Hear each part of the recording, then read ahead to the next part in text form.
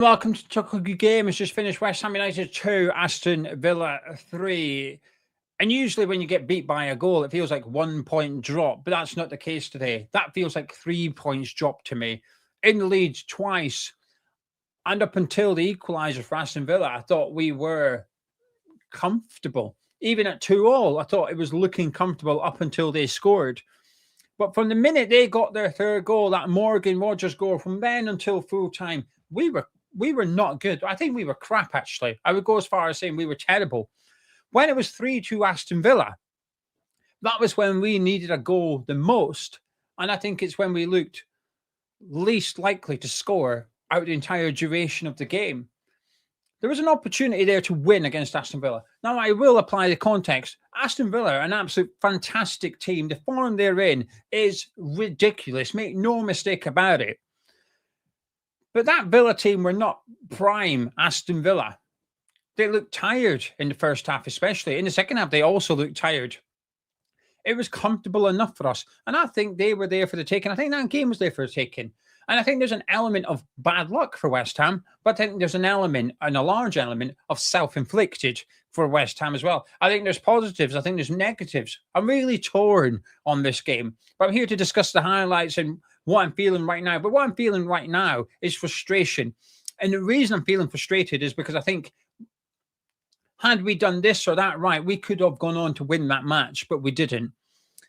And we've thrown the lead away twice. And I think a lot of it was self-inflicted. And that's the worst thing. Getting beat by the better team. It happens in football, fair enough. I'm not sure that happened today. I'm not sure we did get beat by the better team. I think we got beat because of us. That's a really, really bad feeling. Anyway, thank you very much for joining me. If you're new to Hammers Chat, please do subscribe. And also do drop a like on the video as well by clicking the thumbs up button as well. Your support's much appreciated. We could get 1,000 likes on the video. That would be fantastic. Thank you. I will need cheering up because Leeds United play Brentford today. And if they win, Leeds, we are 5 points behind the team that's above us. That is not good. That's a gap. That's a gap. Anyway, let's talk about the game. We took the lead after 30 seconds or something through Fernandes. I mean, it started off really well. The West Ham fan. Do you know what? It started off well before kickoff because I think the club get a lot of criticism and deserve a lot of criticism for a lot of things. But usually the way they handle tributes and things like that, they do get it spot on. And from what I've seen, I think it looked really good before the game. The Billy Bonds tifo, the players wearing number 4 on the shirt, coming out with the wreath as well. I thought it was really, really good the way the club handled it. So it started off well for West Ham. Fernandes scored, mistake by Concept. It was good pressing by Somerville and Fernandes, buzzing around the Aston Villa players, Tielemans, Cash, Concept, Kamara, whoever it was in that corner, forcing the net. You sometimes force a mistake like that, but it's a great finish by Fernandes. I don't think it's as easy as it made it look. I think he finishes it really, really well. We're 1-0 up, and you joke a little bit. Oh, is Nuno going to do a sub now? Is Max Kilman coming on already? You make a bit of a joke, but there is an element of truth behind it and genuine worry. But from then on, I think the tempo was quite low, but it didn't last too long because Aston Villa equalised pretty quickly. And I think this is just unlucky. I have no complaints about the first goal we conceded. I think it's just bad luck. Could Juve close down McGinn? Sure. But it's not the most dangerous cross in the world. He puts it on his left foot, whips it in. And as a centre-back, if I look at my centre-backs, if you're not going to win the ball, if you can't win the ball, make sure your striker don't win it, right? Primary aim, win the ball. You can't do that. Your secondary aim, make sure your striker don't win it. Push him. Put him off. Make sure the header goes high wide. He does his job, man. Gives Watkins a nudge. Watkins doesn't get there, but hits him in the back and goes in. It's just... I just think it's bad luck, really. That's all it is. 1-0. And I think the game was pretty boring. I think the tempo from both teams was pretty low. I think both teams were comfortable in possession, not pressing very much. I think they were moving it around at the back. And when we got it, we were moving it around at the back as well. And both teams were prying, saying, come on then, step on to us. But we were reluctant to press. And I think Aston Villa were reluctant to press. So it didn't really make for an entertaining game. But we made it 2-1. And I have to say, it's good, a good little build-up from West Ham. It starts with Paqueta, a lovely ball over the top for Juve. Great run by Juve. And then he gets, is it a handball by Cash, but it doesn't really matter. But I think the touch by Juve to set himself up for the cross, the first touch, I think is absolutely fantastic. The way he turns, puts it down, cross comes in, a decent enough ball gets cleared out, Potts hits it on the volley, straight into the path of Jarrod Bowen, he puts it in the back of the net. 2-1 West Ham, happy days. And from then until half-time, I thought we were all right. I thought we were fine. They didn't have a shot until the 44th minute or something. Morgan Rogers brought it down, whipped it towards the back post. Decent enough effort, but Areola didn't have to save it. Defensively, I thought we were really comfortable. In possession, we were really comfortable. But we weren't creating loads, but we looked all right. And the only change at halftime that I would have liked to have seen was Paqueta to come off and Callum Wilson to go on. I thought that we were missing a striker. And also because I think Nuno changed his tactics at 2-1. Up until 2-1 West Ham, Bowen and Somerville, my opinion anyway, Bowen and Somerville were pressing from the front. Paqueta was dropping in to midfield, and Fernandes and Magassa were keeping an eye on Matty Cash and Matson and getting out to support Wan-Bissaka and Juve. And I think they were doing an all right job of it, by the way. But I think Matson and Cash were enjoying a lot of the ball. And when we made it 2-1, I feel like Bowen and Somerville dropped back into wide midfield positions. And at one point, it looked like I jokingly said it tongue-in-cheek, but there was an element of truth. It felt like we were playing 4-6-0. Now, it wasn't quite that. Paqueta was a bit ahead, and Bowen and Somerville were trying to press at times. But I do feel like their roles changed. And I think as soon as that happened, the striker's role becomes even more important, because up until 2-1, I didn't really feel like we were playing with a striker. We're really central, vertically down the pitch. A lot of the times in the first half, everyone was in the middle third except Wan-Bissaka and Juve. But at 2-1, Nuno tweaked it. And I think at half-time, maybe you get Wilson on for Paqueta. And then there was moments at 2-1 in the second half when we were getting down the wing. Bowen in particular was getting down the right-hand side. And there was just no one in the box. Literally no one. Somerville would be arriving late, but there was no one there. I think we were just missing a striker. And had we had a striker, maybe a quicker release of the ball from Bowen or what Somerville would have been on. I don't know. Would have, could have, should have, and all that.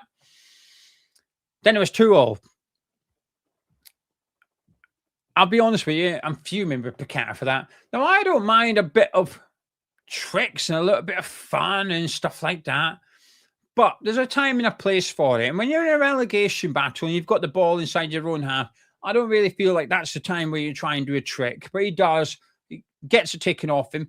Tielemans wins it. And at that point, Tielemans is next to Paqueta. The ball goes to Kamara, who releases Tielemans, who's now about 20 yards away from Paqueta, and Potts is trying to get over to cover him. Decent enough ball in. Great touch and finish by Morgan Rogers. Flipping Paqueta, man. I just want to throttle him sometimes, but he goes and does that pass for Bowen. Fizzed into Fernandes, great touch. Paqueta gives it to Jarrod Bowen. Lovely first touch, fantastic finish. Offside, and it is offside. I've got no complaints about the decision. Got a lot of complaints about a lot of decisions Anthony Taylor made. He's a crap ref. I do not like him. But we didn't lose because of Anthony Taylor. That's not why we lost today. I'm just commentating. I think he's a crap ref. But it is offside, but it's unlucky. It's good play. It's good play by Fernandes, by Paqueta, by Bowen. Again, I just think it's unlike another day, stays onside and it finishes the back of the net. I don't even think it's a terrible run. It's fine margins. I think it's difficult to time your run to perfection when you're doing a run like that. It's just bad luck. But it's 2-1. And then, they got the equaliser. And it just felt like Villa started to turn. It started to turn in Villa's favour. And I think the warning signs were there. I feel like Magassa started to tire. I think Potts was struggling a little bit in terms of his positioning. I think Fernandes was starting to tire, although I think he had a second win later on in the game. I think we were just starting to flag a little bit. Then I think McGinn gave us a warning sign because he picked up a bit of space in behind our midfield where he got in, turned and ran out of their hand. And he had 20 yards to run into, and he just ran, and then he passed. But the warning sign was there, which was, hello, we've just got in behind your midfield really easily. Really, really simple stuff. And we didn't really pay attention because the same thing happened again. Lindelof's got the ball, puts it into Rogers, who turns. He's got loads of space, loads of time. And it's a fantastic strike. And I need to see it again, whether or not I think Areola's partly at fault. But he's not the main culprit because Rogers is unmarked. Now, the difficult thing is, who is the person responsible for marking Morgan Rogers from 90% of the game? It's Wan-Bissaka. Rogers was playing out in the left. But I don't really want or expect to see my right back marking Rogers in that position. So Rogers has moved. The only problem is no one's picking him up. He's not being passed on. He's just there, unmarked. Wonderful hit. You know, when he scored his free kick against Leeds a few weeks ago, it was a similar strike, just that his big toe area of his boot. So it's the instep, but it's hit with such power and it swerves. And when I first saw it, I thought, what on earth is Areola doing? But the more I watch it, I think, I'm not sure I blame him. He's a bit off his line, but he's not far out. He's only 6-yard box, almost where you'd expect your goalkeeper to be. It's not in the top corner. It's not central, but I don't know. I watch it. Sometimes I think, oh, he should be doing better. And then I watch it again. I think it's just a ridiculous strike by Morgan Rogers. So my frustration isn't the keeper. It's that lack of closing down. But from then on, we had nothing, absolutely nothing. We didn't come close to scoring an equaliser. We didn't look like we're scoring an equaliser. Now, I've got a lot of sympathy for Nuno in terms of his squad. You look at the bench, there was hardly anything there. Wilson came on at 2-2, by the way. But he should have been on sooner. But at 3-2, you look at the bench and well, what do you do here? I would have liked to see Walker Peters come on. Why he hasn't had any minutes recently, I do not know. And I'm not saying Wan-Bissaka and Jufa played badly, just in terms of just bringing energy onto the pitch. Now, Old Trafford, Myers came on ahead of him, which was a bit of an indicator, a bit of a warning sign for Walker Peters maybe, but he's just not been used at all. I thought Wan-Bissaka was tiring. It didn't come on. And I'm not going to lie, when I seen Souček, Rodriguez, and someone else coming on, who was the third player that come on the pitch? Why can't I think who the third player was coming on?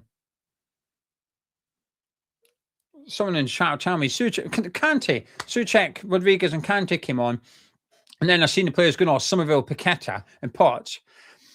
At no point did anyone think, oh, yeah, that's it. We're going to get back into the game now. So I will concede his bench, it's difficult, right? He didn't have much options on there. But again, self-inflicted. He could have had Guilherme. He could have had George Earthy. I believe Fulkrug's got a minor injury, but Wilson's on the bench. I don't really want Fulkrug as well. But Guilherme and Earthy should be on the bench as well.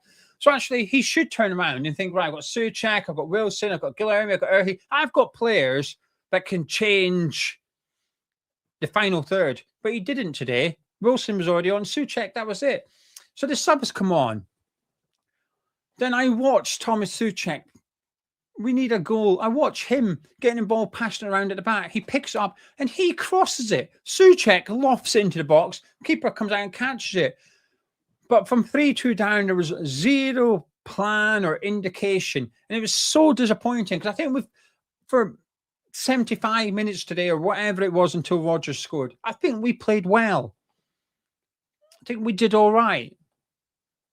But that last 10, 15 minutes, the game management from us was terrible, absolutely terrible. Now, don't get me wrong, Villa started popping the ball about and they started keeping possession, and it's something Villa do brilliantly. When they're ahead, they can keep the ball well.